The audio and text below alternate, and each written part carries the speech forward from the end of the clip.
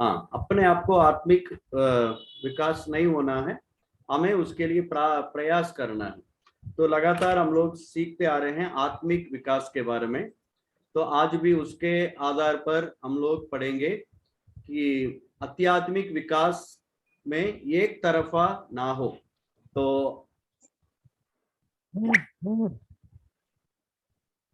आइए मैं आप सबको पुनः एक बार प्रभु यीशु मसीह के नाम से हम स्वागत करते हैं। आज इस संध्या वेले में आप सभी ने इस बाइबल स्टडी में शामिल हुए हैं। परमेश्वर आप सबको आशीष करें। आज का जो हमारा शीर्षक है आध्यात्मिक जीवन में या विकास में, जो आत्मिक विकास है वो एक तरफा ना हो। आत्मिक विकास एक तरफा ना हो।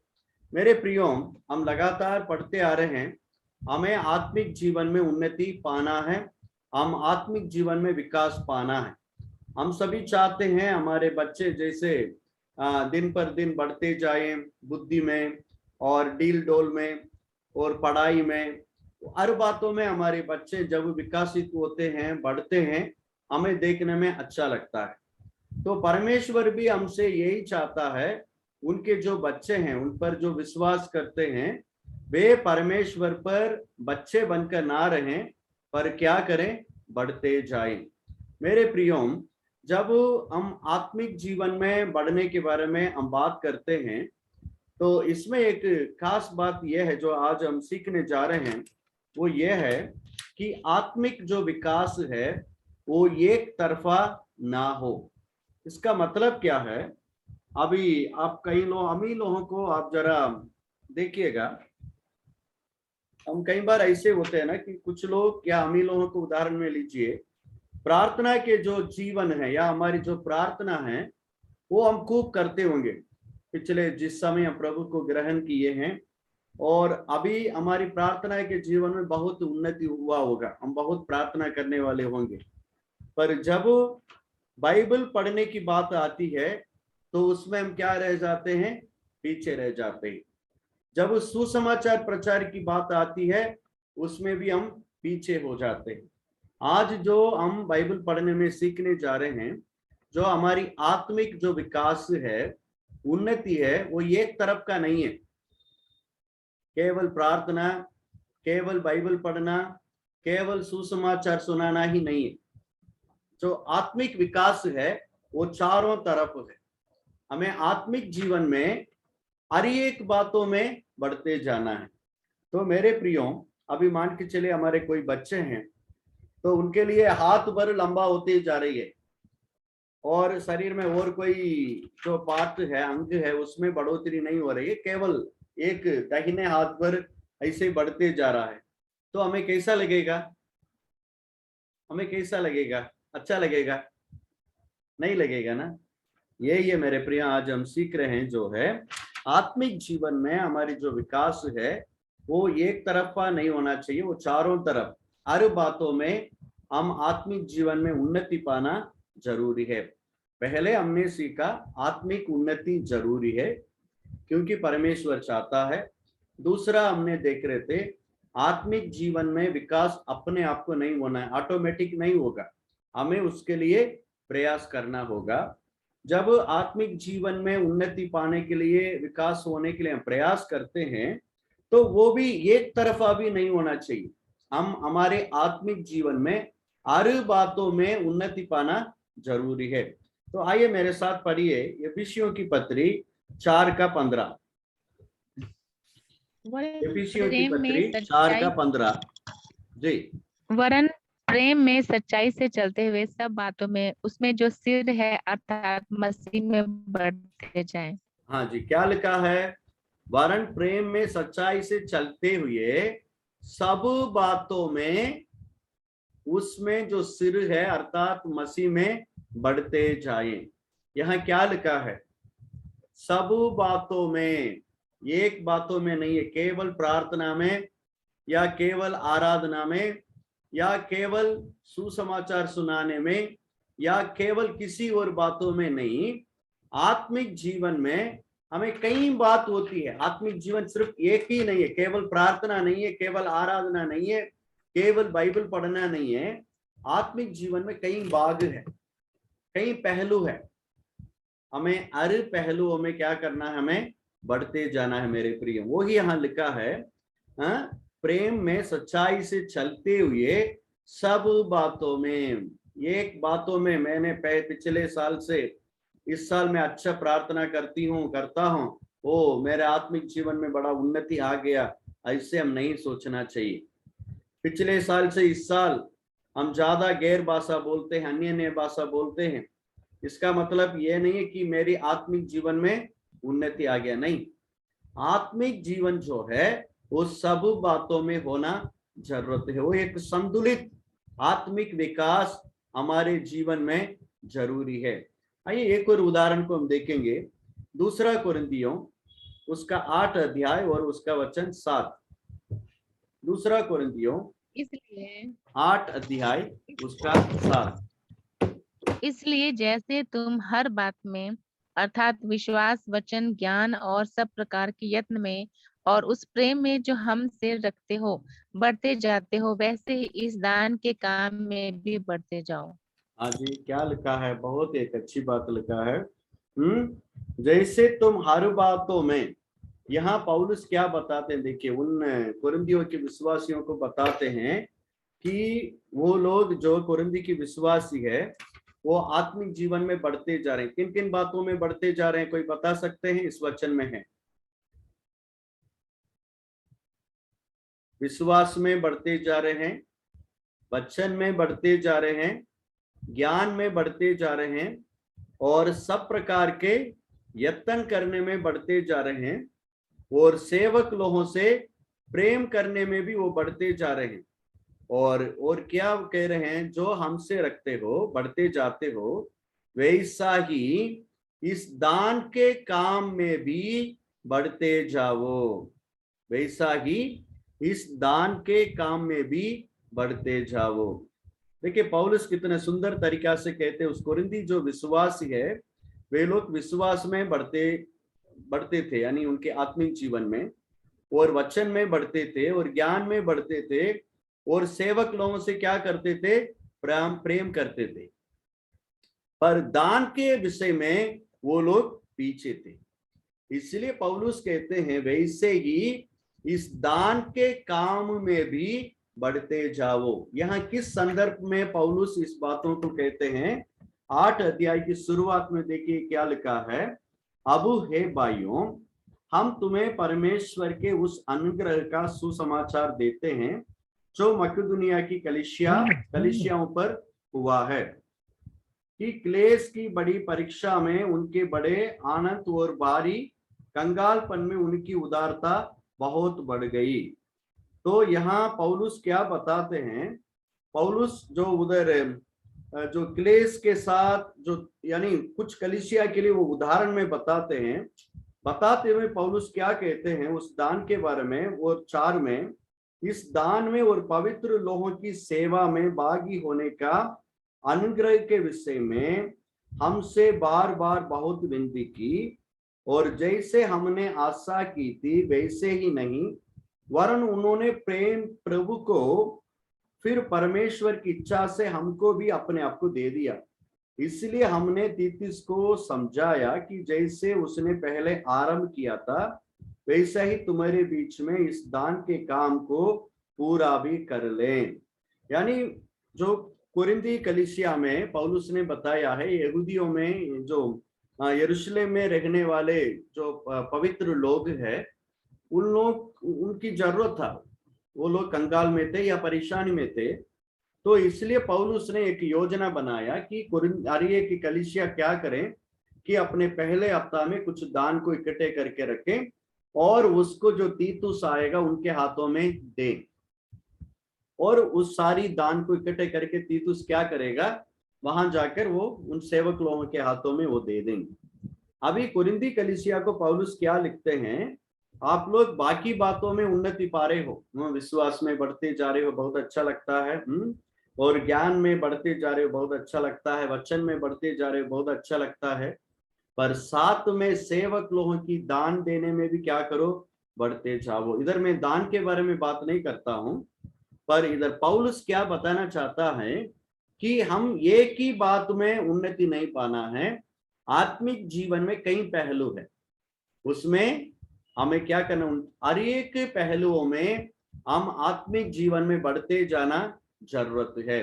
मैं बार बार ये कह रहा हूं, परमेश्वर चाहता है हम आत्मिक जीवन में उन्नति पाए।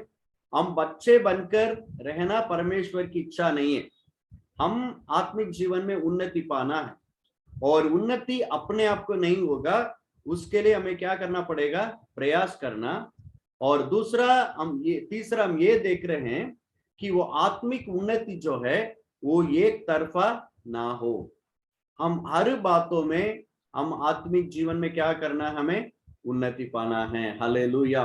अभी आइए हम देखते हैं किन किन बातों में, यानी एक कुछ जो उदाहरण में मैं आपको बताना चाहूँ, उदाहरण में नहीं है, लगभग 12 ऐसे बातों हैं जिस आत्मिक क्षेत्र में हमें उन्नति पाने का जरूरत है। वो क्या किया है, देखिए पहला है अनुग्रह से हमें क्या करना है, बढ़ते जाना। अनुग्रह से, अनुग्रह जो परमेश्वर की दया है, कृपा है, उसमें हमें क्या करना है जी, बढ़ते जाना है। पढ़ेंगे, वचन पढ़ सकते हैं, यूहन्ना 1:16,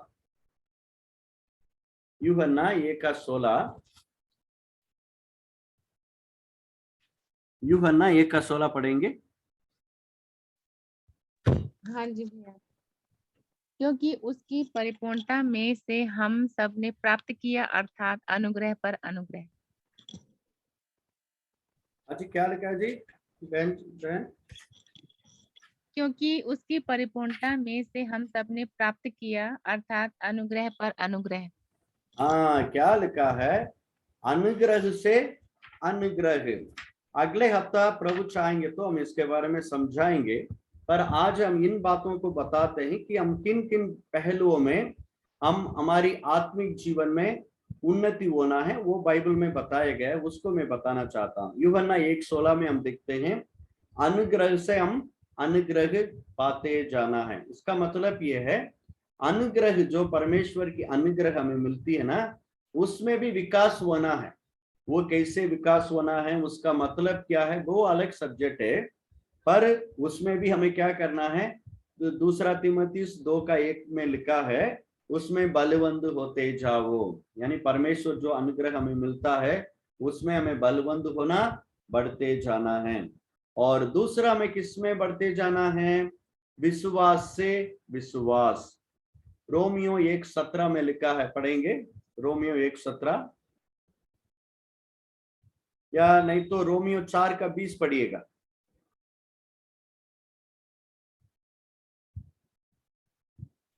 हेलो बहन, या और कोई पढ़िएगा? हाँ जी भैया। रोमियो 4:20।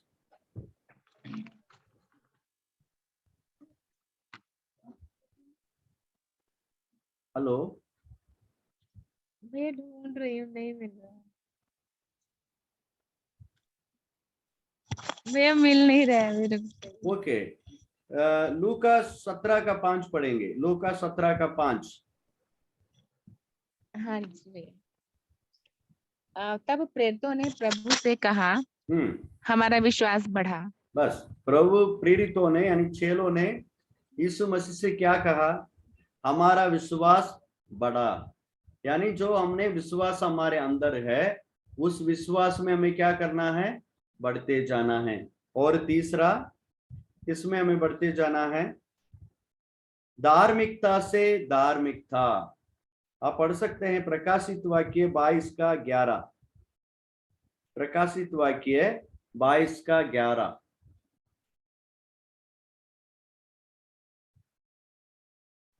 पास्टर जी हम पढ़े? हाँ जी, पढ़िए सिस्टर जी। 22:11। हाँ जी, हाँ जी। जो अन्याय करता है वह हाँ जी, अन्याय ही करता रहे। हाँ, जो जो अन्याय मलिन करता है वो अन्याय करते रहें जी। पढ़िए। और जो मलिन है वो मलिन बना रहे, मलिन बना और जो रहे धर्मी है वो जी। धर्मी बना रहे, और जो पवित्र है वो पवित्र बना रहे। ओके, क्या लिखा है देखिए, यानी उन्नति लिखा है ना, एक ही जगह में रुकना नहीं, धार्मिकता से धार्मिकता, पवित्रता से पवित्रता। यानी परमेश्वर चाहता है हम किन किन पहलुओं में हमारी आत्मिक विकास होना है, अनुग्रह से अनुग्रह, विश्वास से विश्वास, धार्मिकता से धार्मिकता, और उसके बाद सुसमाचार सुनाने में भी हमारी सीमा बढ़ना है। आप इसके बारे में देख सकते हैं कि रोमियो की 1:15 और यूहन्ना 17 की 26 में हम देख सकते हैं कि वहां पौलुस कहता है रोमियो में, मैं रोम से लेकर मैं, यानी वो कहां तक प्रभु की सुसमाचार को लेके गया उसके बारे में बताते। यानी हम हमारे आत्मिक जीवन में संतुष्ट नहीं होना चाहिए, यही खास बात कि हम संतुष्ट नहीं होना है, हमें बढ़ते जाना है। उसके बाद किसमें बढ़ते जाना है? 5, विजय से विजय, विजय से विजय। उसका मतलब क्या है? अच्छे से बेहतर नहीं है हमें, यानी ऐसे होना, यानी हमें बुरे से अच्छे होना नहीं है, अच्छे से हमें बेहतर बनना है। मतलब हमारी जो विजयता की जीवन है उसमें भी उन्नति आने पाए। उसके बाद किसमें? 6, प्रार्थनाओं से प्रार्थना। हमारी प्रार्थना की जीवन में भी क्या आना है? उन्नति आना है। पहले हमने 10 मिनट प्रार्थना किया, अभी 15 मिनट करना चाहिए, अभी 15 मिनट प्रार्थना किया, आधा घंटा, यानी हमारी प्रार्थना की जीवन में भी क्या आना है? उन्नति आना है। उसके बाद 7, आराधना से आराधना। जो हमारी आराधना की, जो हम प्रभु की आराधना करते हैं उसमें भी उन्नति आना। इसमें क्या उन्नति आना है? हम पहले आराधना ऐसे करते हैं ना कि प्रभु आपने जो कुछ भलाई किया उसके लिए धन्यवाद धन्यवाद धन्यवाद ना। उसके बाद क्या कर देते हैं हम कि हमारी आनंद के लिए, हमारी खुशी के लिए हम गीते गाते हैं, हमें जो अच्छा लगता है हमारी खुशी के लिए हम सब करते हैं। हम परमेश्वर की महिमा कई बार हम देते नहीं, प्रभु क्या चाहते उसको हम भूल जाते हैं। पर आराधना की विकास कैसा है कि परमेश्वर को जैसे हम खुश कर सकते वैसे आराधना करना। और 8 क्या है? पवित्रता से पवित्रता। पवित्रता में भी एक जगह में हमें रुकना नहीं, उसमें भी हमें क्या करना चाहिए? बढ़ते जाना है। और 9 है आज्ञाकारी से आज्ञाकारी। पहले हम कुछ बातों को, परमेश्वर की बातों को आज्ञा किए होंगे, अभी और बातों को हमें आज्ञा करने के लिए हमें क्या करना है? सीखना है। कहने का मतलब उसमें भी हमें बढ़ते जाना है। और 10, माफी से माफी, यानी माफ करने में भी हम क्या करना है? बढ़ते जाना है। हाँ, और उसके बाद 11 है सहनशीलता से सहनशीलता। अभी जिस समय हम प्रभु को ग्रहण किए उस समय जितना हमने सहन किए हैं, जो हमें निंदा करते हैं, हमारे विरुद्ध में बोलते हैं, अभी उससे ज्यादा हमें क्या करना चाहिए? सहना चाहिए।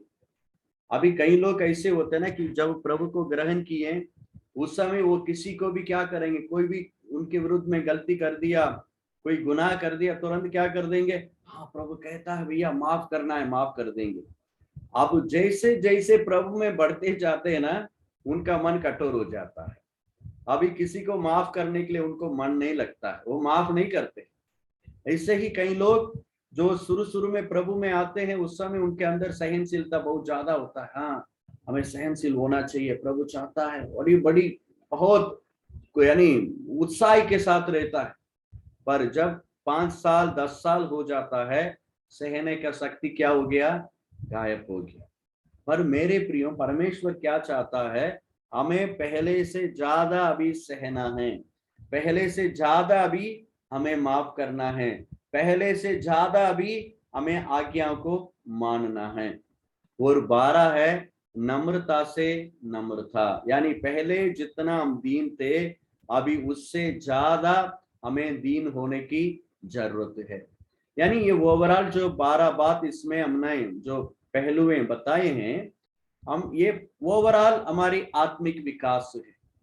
हम केवल किसी एक क्षेत्र में नहीं है, इन 12 क्षेत्र में और भी कुछ बातें हैं। उन सारे आत्मिक पहलुओं में हमें विकसित होना, उन्नति पाना बहुत जरूरत है। Hallelujah, hallelujah. अगले हफ्ता हम प्रभु चाहेंगे तो हम देखेंगे इसका मतलब क्या है? साथ में कैसे हम चारों तरफ से आत्मिक हमारी जो जीवन में कैसे हम विकास होने पाएंगे, उसके लिए हमें क्या करना पड़ेगा। सिर्फ एक ही बातों में विकासित होना, उन्नति पाना परमेश्वर की इच्छा नहीं है। मैं बार बार कह रहा हूं कि हमारे बच्चे की या हमारा ही शरीर में किसी एक अंग बढ़ते जा रहा है, बाकी सब ऐसे रहेगा तो हमें कैसा लगेगा? अच्छा लगेगा? अच्छा नहीं लगेगा ना। वैसा ही परमेश्वर भी चाहता है कि हम उन आत्मिक जीवन की हर पहल में क्या करें? हम बढ़ते जाएं। ये परमेश्वर की इच्छा है, परमेश्वर की चाहत है। अपने आप को हम समर्पित करें और प्रभु से प्रार्थना करें, प्रभु मैं सब बातों में मैं बढ़ते जाना चाहता हूँ।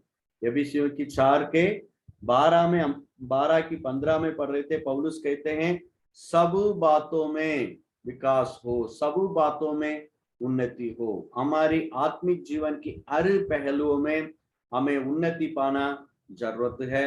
परमेश्वर आपको आशीष करें। इस वीडियो को या इस वचन को आप दोबारा भी सुन सकते हैं और दूसरों को भी इसके बारे में बताइए। जरूर परमेश्वर आपको और आपके परिवार को आशीष करेंगे। धन्यवाद। जय मसीह की। यदि किसी का कोई सवाल है तो कर सकते हैं, नहीं तो फिर हम नीर सिस्टर के साथ मिलकर इस वचन के लिए हम प्रार्थना करें।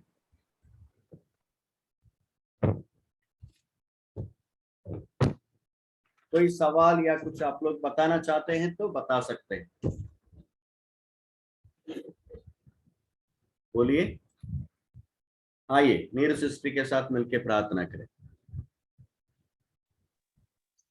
Hallelujah, hallelujah, hallelujah. धन्यवाद करते हैं परमपिता परमेश्वर प्रभु, जिंदा आसमानी बाप, आपका शुक्र, आपका धन्यवाद करते हैं प्रभु। जीवित है परमेश्वर प्रभु, आपकी महिमा, आपकी बड़ाई करते हैं प्रभु।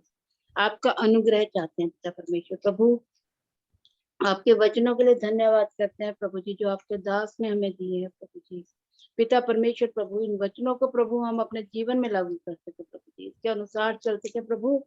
हम प्रभु अधिक से अधिक प्रभु आत्मिक ज्ञान में बढ़ते जाए प्रभु, और आपकी पिता परमेश्वर प्रभु हजूरी हमारे जीवन में बनी रहे प्रभु जी। प्रभु जी, हमारा उठना बैठना चलना फिरना आपके योग हो प्रभु। वचनों को सुनने वाले नहीं बल्कि इसके अनुसार चलने वाले बने प्रभु।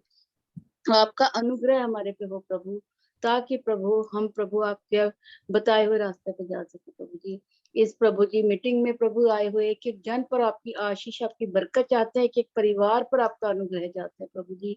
आपके दास के लिए प्रभु, आपके उनके परिवार के लिए आपकी आशीष बरकत चाहते हैं। सब कुछ मांगते अपने उद्धारकर्ता हमारे खुदा यीशु मसीह के वसीले से। आमीन, आमीन, आमीन। सबको जय मसीह की। आइए वे आप सबको परमेश्वर आशीष करें।